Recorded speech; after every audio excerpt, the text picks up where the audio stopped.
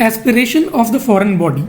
अच्छा, सबसे पहले तो आपको यह पता होनी चाहिए कि राइट जो लंग है उसके 3 लोब्स होते हैं और लेफ्ट लंग के 2 लोब्स होते हैं और साथ लिंगुला होता है जो कि राइट मिडिल लोब का एक होमोलॉग है। अब लेफ्ट लंग के 2 लोब्स क्यों हैं? क्योंकि एक आ जाता है उसमें हार्ट का इंप्रेशन और हार्ट बड़ी चीज है, इसीलिए लेफ्ट लंग छोटा होता है एज कंपेयर टू राइट और उसके 2 लोब्स होते हैं। अब आ जाते हैं अगली चीज पे। अगली चीज जो इंपॉर्टेंट है वो ये है कि एक फॉरेन बॉडी ऊपर से नीचे आई, अब उसने जाना है या राइट की तरफ या लेफ्ट की तरफ। अब लेफ्ट की तरफ एक ये चीज आ जाती है जिसको हम लोग कहते हैं कैराइना। कैराइना जो है वो एक एक्स्ट्रा एक्सटेंशन है कार्टिलेज की जो कि प्रिवेंट करती है फॉरेन बॉडी को लेफ्ट मेन ब्रोंकस में जाने से। इसीलिए जो फॉरेन बॉडी है वो ज्यादातर जाती है राइट मेन ब्रोंकस में। एक चीज तो ये हो गई।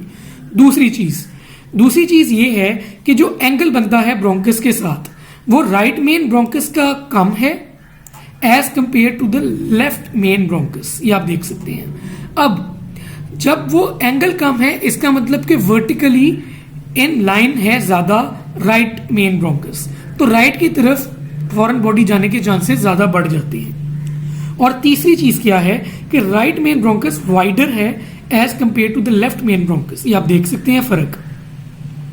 तो फॉरेन बॉडी कोई भी आएगी तो वो जाएगी तो ज्यादातर राइट साइड की तरफ। नेक्स्ट चीज जो आपने देखनी है, पहले तो आप ये देख लें कि जो एंगल्स हैं वो किस तरह डिनोट किए जाते हैं। जैसे कि अभी ट्रेकिया है और ट्रेकिया में से राइट मेन ब्रोंकस और लेफ्ट मेन ब्रोंकस आ गया, तो राइट का एंगल कम है, लेफ्ट का एंगल ज्यादा है और राइट वाइडर है, लेफ्ट जो है वो नैरोअर है। और यहाँ पे कैराइना भी आ जाता है।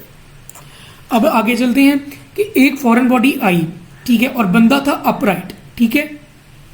फॉरेन बॉडी आई, बंदा था अपराइट था, तो वो फॉरेन बॉडी सीधी नीचे चली गई और वो चली गई posterobasal segment of the right lower lobe, मतलब कि राइट के अंदर ही लोअर लोब के पोस्टरोबेसल सेगमेंट में चली गई फॉरेन बॉडी।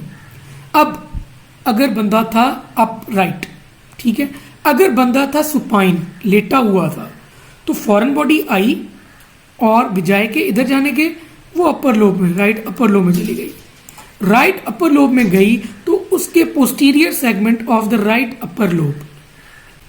अब चलते हैं इसके एमसीक्यूज की तरफ। एमसीक्यूज में सबसे इंपॉर्टेंट चीज देखेंगे वही carina is on the left side and the right side bronchus is more vertical, wider, shorter and in line with the trachea. So foreign body when aspirated mostly goes to the right side. ये तो हो गई पक्की बात। अब एक बंदा standing या सिटिंग पोजीशन में है तो एस्पिरेशन होगी posterobasal segment of the right lower lobe, ठीक है, जो कि मैंने पीछे एक्सप्लेन किया है। और अगर लेटा हुआ है तो एस्पिरेशन होगी posterior segment of the right upper lobe, ये भी मैं पीछे एक्सप्लेन कर चुका हूं।